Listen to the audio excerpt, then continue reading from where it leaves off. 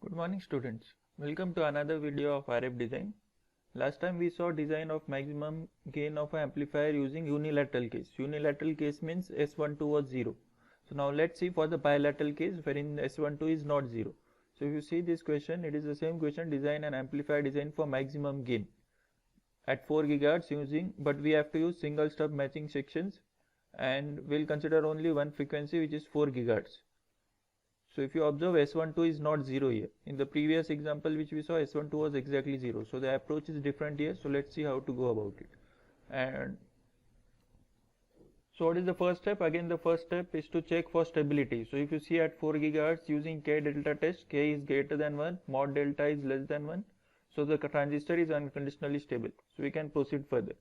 So next, if you remember last time, then we had solved gamma S is gamma in conjugate for maximum gain and gamma L is gamma out conjugate. So in the same way here also gamma S will be gamma in conjugate and gamma L will be gamma out conjugate. However, what is the difference here? Here S12 is not 0. So we cannot directly take gamma S is gamma in conjugate which is equal to S11 conjugate. So in this case it will be different. So if you want the proof, you can see here, this is from the sum is from the book Posar itself. You can refer the book. So here gamma S is not, since S12 is not 0, so this term doesn't go to 0 exactly. So gamma S conjugate is this entire term. And that's why you get a different formula for gamma S here, which is this one. So gamma S is B1 plus or minus square root of B1 square minus 4 mod C1 square upon 2 C1. Remember, it is mod of C1 square. And what is B1, B2, C1, C2? It is given here. This is B1, B2, C1, C2. You will have to remember these formulas. You can always use the ABCD technique which I have explained in the class. That will be simpler to remember. And this is the formula for GT max. You can see the derivations here. These all formulas have changed because S12 is not 0 now. That's why the change in formulas. So again our aim is to find gamma S and gamma L. So if you substitute the values in the formula, you will get gamma S and we will get gamma L. Next we find the gain. So gain formula we have, what is gain? Gain is GS into G0 into GL. GS is what? Or you can direct, if you are confused in this way, you can directly write GT max equal to this term into this term into this term. Substitute the values, you will get the answer and then convert in dB. So they have first calculate GS, G0, GL and then they have got GT max as shown here. So this is GT max, they are getting it as 16.7 dB. Again, this is from the book Posar, so you can use it. Then is the next step is obviously the matching. So for which we will use the Smith chart. And here we are using single stub matching or microstrip line matching or transmission line matching. All three refer to the same matching. If you want, you can also solve this using LC section matching. But since it is mentioned in the question, and you should also know both types of matching because you never know what will be mentioned in the question. So you should be aware of both the matching. So this sum is from Posar. There is one more sum which is given in Devendra Mishra's book. And this is all, this sum is from Devendra Mishra. You also solve this sum. And I'll make you aware that the answer which he is getting, these values you might get very different. Around there might be a difference of 0.01 or 0.5 lambda, 0.15 lambda something. So you might get this as 0.053 lambda or something. So there might be somewhat huge difference. So you don't worry about that because the angles which he is taking is in decimals. And he is considering up to 4 decimal places. That is the reason we might get a different values. So you don't worry about that. But make sure you solve this sum also. In the PPT they have solved using different method. You can use the method which I am teaching now. These two methods only are expected in the exam. So again, what is the difference here? S12 is not 0. So this is bilateral case. So formula for gamma S and gamma L changes. So this is the formula for gamma S and gamma L. So next part is matching. So that we'll see how to match.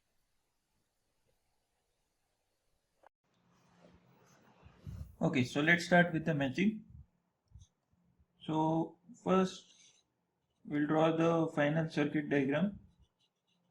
That by seeing the diagram we'll be able to do the matching. So since this is a strip line matching or stub matching, we'll require a stub. So this is my parallel stub connected in parallel, and let's assume it is an open circuit stub. So this is my length of the transmission line which is required, and this is my FET. If it is given as BJT, you draw a BJT. And again length of transmission line, then a parallel stub terminated with 50 ohms. So this is 50 ohms, this is 50 ohms.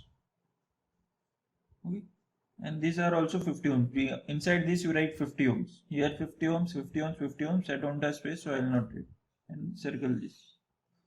Okay, so now how have I placed the stub? I have placed it directly in parallel after 50 ohms and then a series transmission line. If you want, you can first keep it in series, then a parallel stub. Anyways, which will do. Same over here. But what I would suggest is you keep in this way only, so that matching you don't have to remember many things. So take a 50 ohms resistor, then you have a parallel stub, then a series transmission line. Okay, similarly after 50 ohms a parallel stub, then a series transmission line. So make sure you draw in this way so that matching becomes easy. So let's start with the Smith chart. So I'll just write down the gamma S and gamma L values. Gamma S was how much? Gamma S was 0.872 angle 123 degree. Gamma L was 0.876 angle 61 degree. Okay, so how will we match this? So we will require only the normal impedance Smith chart. No need of ZY Smith chart for this. So this is our normal impedance Smith chart. So what we had done in the last numerical, we had started, where is your gamma S? This is your gamma S, and this is your gamma L. So we had matched 50 ohms to gamma S last time, and what I had said, to go from 50 ohms to gamma S to transform the impedance or to match the impedance. So in the same way, we will go from 50 ohms to gamma S. I would like to make clear, in the last video I had said you can either go from 50 ohms to gamma S or gamma S to 50 ohms. That was actually wrong. So you only have to go from 50 ohms to gamma S. You cannot go the other way. I have changed the title of the video also to reflect that. So you have to go from 50 ohms to gamma S in this way only. You can't go other way around. So what we had said in the last video, to consider this as temporary load, and this is your source. So this is my load 50 ohms and this is my source. So in what we have to do in Smith chart, obviously we have to normalize. So if I normalize 50 ohms with the characteristic impedance, it is 50 ohms. So it will be what? 1 plus J0. So it is nothing but center of the Smith chart. So this is my center of the Smith chart, right? But the stub is in parallel. So what we have to do, we have to convert this impedance to admittance, because in parallel it becomes easy to add. So convert 50 ohms, that is 1 plus J0 in normalized form, to admittance. 1 plus J0, you will take inverse. So in inverse again you will take gate 1 only. So it is the same point in admittance. Next what you have to do, then you plot gamma S first. So what is gamma S? It is given as 0.872 angle 123 degree. Once you plot this, then it will be easier to understand what we have to do. So take a protractor, mark angle 120 degree.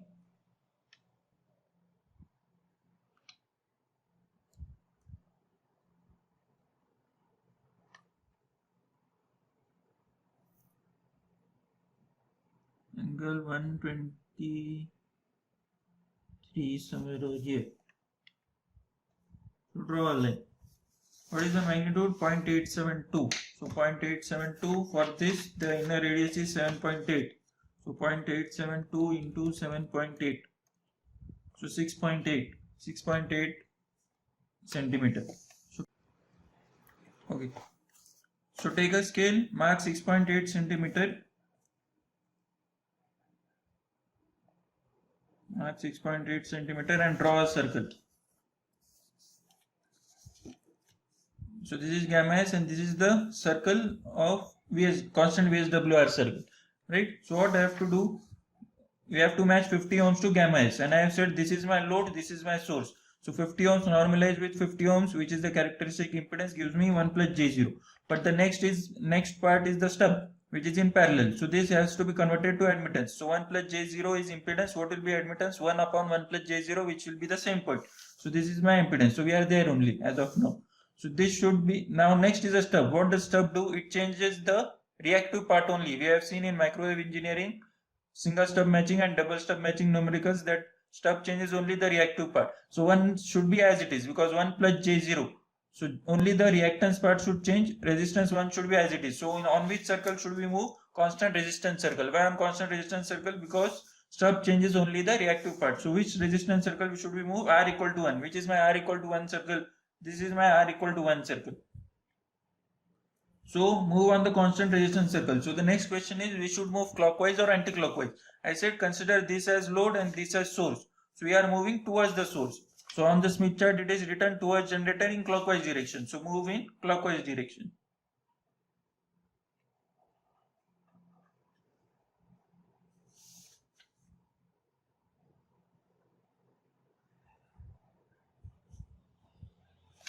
And where you will stop? You will stop on the VSWR circle.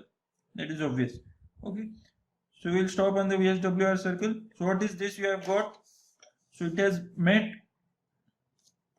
the VSWR circle at that point, at one point.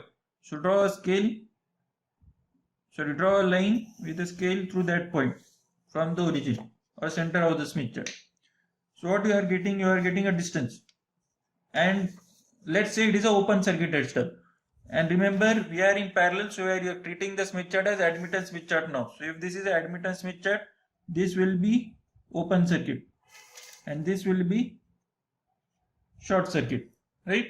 So if this is open circuit, how you should move? So this distance we have to take. If it would have been open circuit, we would have taken the other distance. So let's say how much is this distance? It is around 0.212 lambda for me. So this is what length of the stub, 0.212 lambda. This is the length of the stub. So this distance we have found out to be how much? 0.212 lambda. Fine. Now we have to find this length. What is this? Length of the transmission line. So what would that be? Again, this is in parallel, right? So what does it suggest? That gamma s, this corresponds to Zs. So we should find a corresponding Ys. How we find the corresponding admittance? We just take a 180-degree phase shift to that impedance point. So just extend this line. So it meets over here. So this point is my Ys bar. So then travel from here to here. So you have got another distance. So this distance is how much? This is 0.212 and this is 0.328. So 0.328 minus 0.212. It is 0.116. 0.116 lambda. What is this? Length of the transmission line required for matching. So 0.116 lambda. Okay, and in which direction we have moved? Show the arrows. We have moved in this direction. Okay, so that's done. This is the matching for input matching network. Similarly, we'll do for output matching network. Same procedure. Okay, so let's take another Smith chart.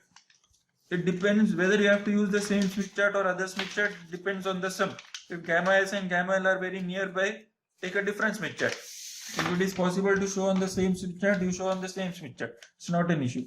And as I have told in the class, always show the question number on top right. Don't write on the top left because you will be connecting a thread over here.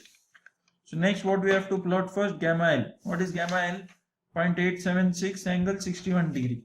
So take a protractor and mark 61 degree.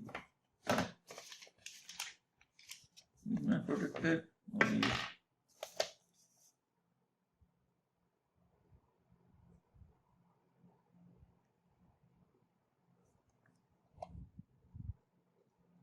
This is 61 degree. Draw a line.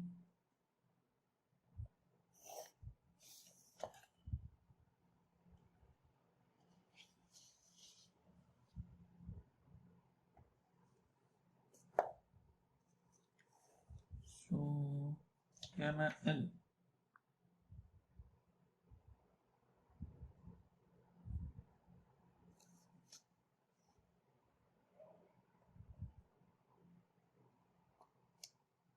Gamma L and 0.876 into 7.8 scaling 7.8 6.8 again.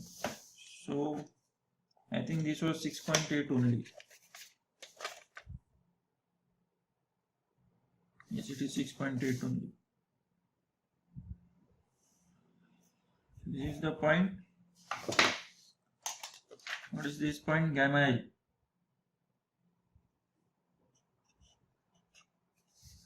And we now already know that we require a VSWR circle. So I'll draw the VSWR circle.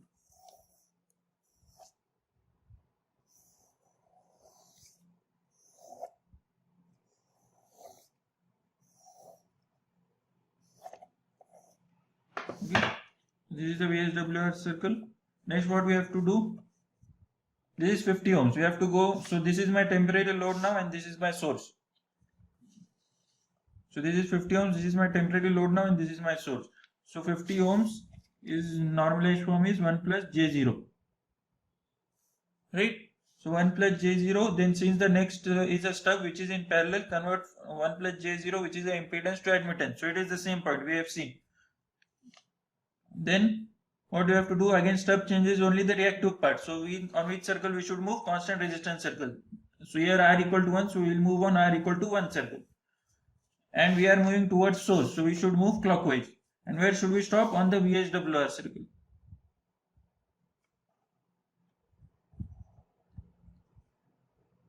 So I have stopped here. Then draw a line.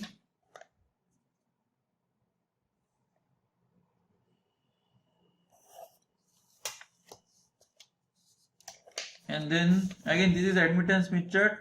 So this is open circuit. This is short circuit. So this gives me the distance length of the stub. So it is around 0.208 lambda. 0.208 lambda. Fine. Next, what we have to do? Move on the VSWR circle. Now this is what this point is, 1 plus JB. Now we want G plus JB. So reactance should also change and susceptance should also change. So that is the impedance admittance should also change and susceptance should also change. So that we have seen again in single and double stub matching that happens when we traverse on VSWR circles. We did it some time ago. So traverse on the VSWR circle, and where you have to stop?